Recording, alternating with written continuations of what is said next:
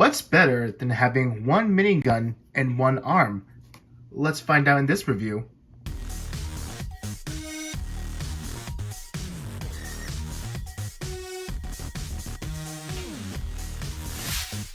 How's it going, guys? It is Plastic Disasta here, and to answer that question, two miniguns and one arm. And today's review, we're going to take a look at the high-grade After Colony Heavyarms Custom, successor of the regular Heavyarms. Appeared in the anime Gundam Wing. Well, the second half of the anime, of course. Now, since this is kind of the same kit as the regular Heavyarms, I'm not going to go over like the articulation or the sticker placement or anything.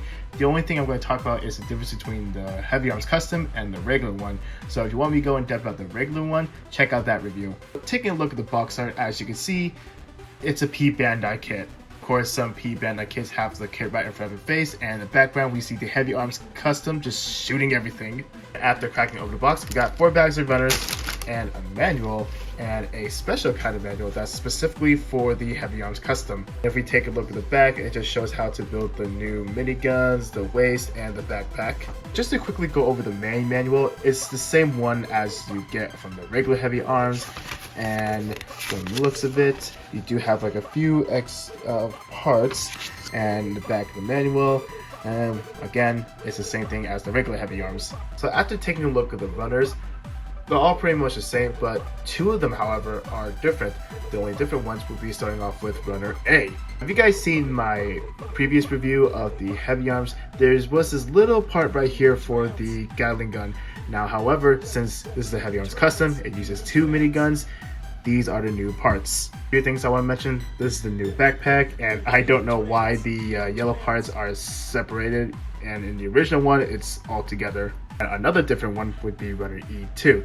Now, in the original kit, E2 is only this part, and again, since it has another minigun, boom, it's right there. For the sticker sheet, it only adds a few new black stickers. So that's gonna be it for the unboxing. It's gonna be really nice to build this kit again, and of course I'm gonna expect the same things as the original one. So I'm gonna put this kit together right now. I'll see you guys right after. Here's the Heavyarms Custom all put together. So like the regular one, it's very simple to put together, very straightforward, and the build is just overall fun. And yes, the build is very similar to the regular Heavyarms, except you're just adding another minigun on his weapon and 2 more thrusters on his backpack. Moving on to the new black stickers, they're all just going to be all over the new back skirt and side skirt. And other than that, the other stickers are just the same. That's going to be it for the very short out-of-box presentation. So I'm going to work on this kit, and after that I will show you the difference between the Heavyarms Custom and the regular one. See you guys right after. And after a little bit of effort, here is the Heavyarms Custom, and I think I did a little bit better than what I did the last time on the regular Heavyarms. Speaking of which, I'll bring that kit later for the comparison. But for now, let's quickly go over the accessories and the gimmicks. Starting off with hand options, you have the regular weapon holding hands. Next up, you have 2 open palm hands and 2 of the, well, if you guys own the Sandrock, these hands are meant to hold the heat shuttles, but it's not the Sandrock, so yeah. I feel like melee weapon holding hands, because I know the Death Side and the Shenlong also have the same hand options as well. As for the gimmicks, again, like the regular Heavyarms, the part of the shoulder can open up, can reveal more missiles, more guns, and little micro missiles, and a combat knife on its left arm. Saving the best for last, the minigun arm. Now, let's bring in this guy in for the comparison. So just like the regular Heavyarms, just pop off the hand, put the minigun in, and that's it. And what's so different about it? Well, despite that this has 2 miniguns, you're just missing the handle that swings out from side to side. I don't know if I already mentioned that in my regular Heavyarms review. The handle is not in the anime, so I guess the Heavyarms Custom is more anime accurate, if you want to say it. To go even deeper with the comparisons, I think I already answered my question when I'm talking about the runner A, how the yellow part was split up.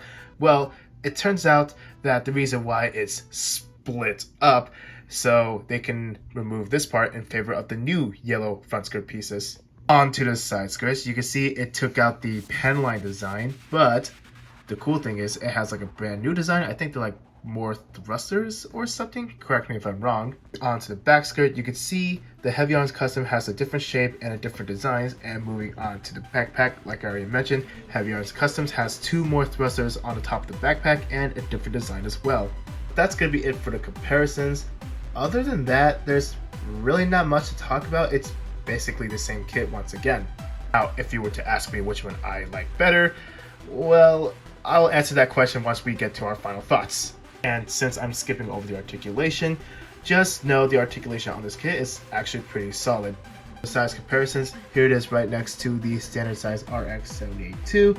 Of course, since the Gundam Wing came out in the 90s, the mobile suits in there are a little on the shorter side, so it makes sense. Next, here it is right next to another successor in Gundam Wing, the Wing Zero Gundam. And boy, those two look great together, don't you think? Next, here it is right next to his BFF, the Sandrock. Oh yeah, I'm back, baby. No, we're not doing that anymore. Finally, here it is right next to Optimus Prime and Godzilla.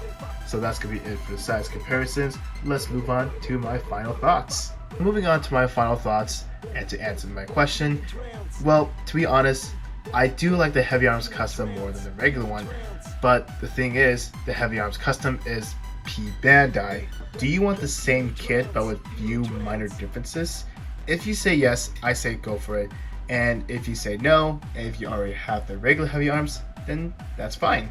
In the end, they're both really good kits, so it's kind of up to you at this point. So that's gonna be it for review. Thank you guys so much for watching. If you guys made it this far and if you want to see more content like this, be sure to subscribe. And if you want, you can leave a like, comment down below if you have any questions or concerns, and I'll see you guys in the next video.